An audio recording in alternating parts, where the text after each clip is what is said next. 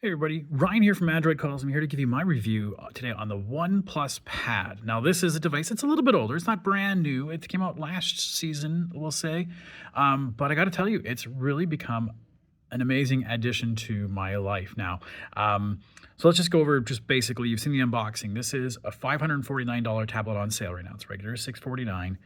You can buy the accessories half price when you buy it originally.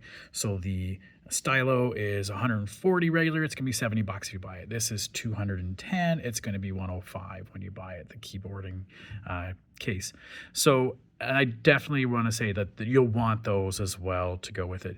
Now compare that to my slightly older Pixel tablet here that I've gone through. Now it does have a fingerprint sensor. It does have a dock that it comes with, but it's $699, right? And there is no extra keyboard in case I have to kludge one together, find a Bluetooth keyboard that kind of works for it, etc. A little bit smaller in terms of spec wise. These two guys, this is 11.6, this is 10.9, so slightly smaller. It does feel smaller. It's also the ratio. This is a 7:5. This is a 16:10 ratio. I'm actually liking that display ratio, but I'll tell you where it runs into some problems later on. Let's get into other specs. We have, this is 128 gigs of storage. We have an 8 gigs RAM on it. It has a MediaTek processor on it, so I do notice it's a little bit slower on it sometimes than I would like to be, especially compared to the OnePlus 12R. It has a 13 megapixel camera in the back, a 5 in the front, 8 in the front, sorry, and it's got a 9,000 milliamp hour, 9,500 milliamp hour battery. So it's a big chunky guy in terms of how much power versus the Pixel tablet, which is only 7,000. Either are going to last you a long time and how you use it. So I just want to talk about setting it up. So the OnePlus tablet, OnePlus Pad, it is basically its own version of Android, just on skin on top, Oxygen OS on top of it, but it works just like any sort of Pixel tablet I would use before in the past, and I had no problem using it and getting any other apps for it. The one thing I noticed was I was setting it up, it asked for a PIN right away, and then I entered the PIN in, and then it logged in, and then it didn't work, PIN didn't work, so I had to like manually reset it a couple times to get it to actually go through. Since then, haven't had a problem with it. Outside of that, if we've seen the OnePlus 12 reviews, we have things like the slide out dock, the file dock, the recent files, which is really nice to have. We have access to those things where if you want to put things in side by side, let's put LinkedIn, we can do that. We could also bring in LinkedIn and let's say put it into, whoops, let's bring LinkedIn. You can throw it straight into one of those little floaty tablets windows and make it go away if you wanted to, right? And it goes there. Interestingly enough, when you go into the settings here, there is some features, special features about like quick return. So going straight back to an app, right, it brings you straight back into it, but also allows you to have multiple apps, which is cool, but the number of supported apps are 0. Okay, that's kind of weird. Why have that feature when it's not going to be there? So, but otherwise, it's got like some of those neat features. We can bring an app out, hide it away. We can bring out our little dock. We can have that. I did notice sometimes that the same thing we can do with a folder. We can enlarge that folder like we've done on the OnePlus 12. We can do that. But I noticed sometimes the icons were wrong. Now, whether it's because I have this in a special setting where I change the icons to that custom art style, but I noticed a few times when I would click it, it would be an app that wasn't it. It would say like the OnePlus Store, but it'd have the Games app. So I know there's just a little glitch here and there that happens, whatever. In terms of performance, it's not bad. I mean, I play a couple of video games here and there, and it seems to work just fine. It has that game engine like we have in the other ones. It definitely isn't as snappy, even as the OnePlus 12R is. I played Genshin, and it is definitely slower than I would, not that I would like, but it's definitely not as snappy as even the OnePlus 12R, which is their economy sort of model. So it's a little bit not a powerhouse. But where this really has become my favorite device is because it comes with this keyboard and case, which has basically an old style, not old style, a trackpad on there. And we can see there's the trackpad. I can go in and use it. I can bring things up. I can scroll with it as I want. The weird thing about that though is, and again, that's a must. Like, to be honest with you, even to go back to like my old Samsung tablet there, you have to have a keyboard case. I find with tablets, you need something to be able to type away on. The keyboard is great. It actually works very well. So if I go in here and just type away, looking for something in landscape mode, because I'll get into some of that issue. Weird, that doesn't seem to find anything. But the keyboard works really well. Where the keyboard is a little different, if I go into special features, it was additional settings, the touchpad. The gestures you do on it, like I'm kind of used to, you double click or use 2-finger press to do like a right click or a long press, and it doesn't work that way.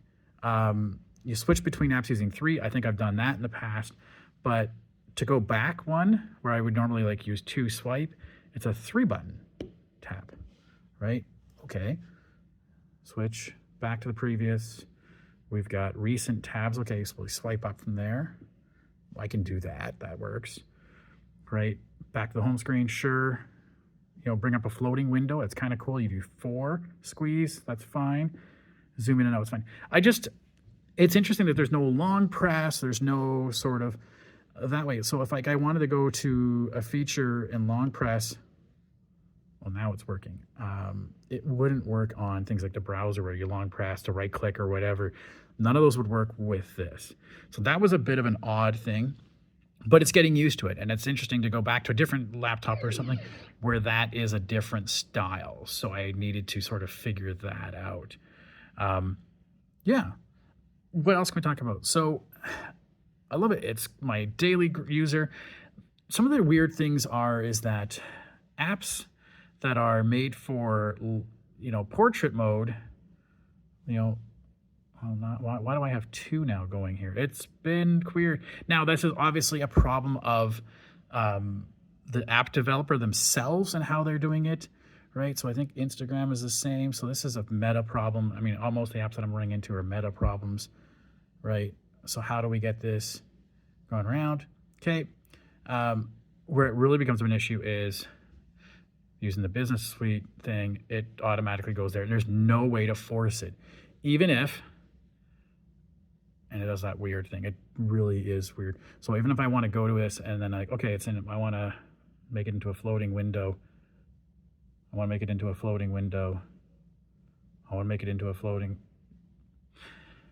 It's a pain, right? So some apps you just can't force, even though there's a setting in here in special features under display size where we can sort of force them to try to have a couple different.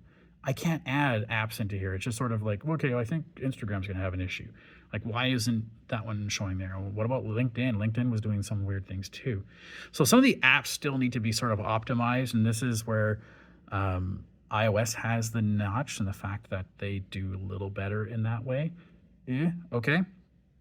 The last thing I want to talk about here is the pen. Now, the pen is actually pretty cool. So the pen, now, the downside is it really has to fit in the right spot. I think in my unboxing, I was putting it here, or I was putting it, here, wherever the magnet will stick. In order for it to recognize, it has to be put there. And then you'll notice that, okay, it's picking up that it's going to charge. Okay. Yeah, so it's a little tight, which is good because it holds it really nice and nicely there. But what you can do is you can scribble in a text box to see. This is like, we've done this with, the Samsung S Pens, etc. So that's really good. I've found that those are working out really well, right? Even if I just tap something like that and I want to just, write, hello, my name this. It works almost really well, and I can use it just as a pointer, and I played a bunch of games like those games where I actually would use it to tap and do that searching, and that's actually a really intuitive way to use the pen. Where we see some of the settings in here, again, additional settings, Stylus. Now this is called the Stylus, but it's actually called the Stylo. You can double tap here to switch between the eraser, and that's if you're using the notepad. You can take a notepad right away. Here's the scribble features. Whoops, we can learn about scribble, how you can handwrite, you can scribble over and delete, you can insert. So that we've seen these in like the S Pen features as well, where you do the little up carrots to write, insert, join things together, new line, etc. So it's got some quick little editing that you can scribble in anywhere there's text input to do it. And it's even got a feature that if I double tap on the screen, I can write away. Hello, my name is Ryan, right? And again, you can do a double tap. Double tap. Come on. I should be switching over to that. Weird. Maybe it doesn't do it on the off screen. Right? So there we go. Or I can just lasso, delete. But you can play around with all sorts of pens, which is fun. So this has become my daily driver now. The S4, my older S4 was. The Pixel tablet tends to live on its dock. This is the device I've been carrying with me. At $549, you know, plus the $105 just for the keyboard and case. Maybe you don't even get the pen. Maybe you don't need the pen. Maybe you don't see that need for it. This is a great daily use item for me. I use it every day. I carry it with me. And when it locks away, it's actually fairly secure. I put this in a little note bag, and that pen doesn't fall off. I carry it with me all the time. Okay. Yeah, so this is the OnePlus Pad. I think it's a great device. I think you should check it out. Great to add to your lineup as a mobile, get things done kind of unit. All right, thanks everybody. We'll have a full review on the website. If you have any questions, shoot away.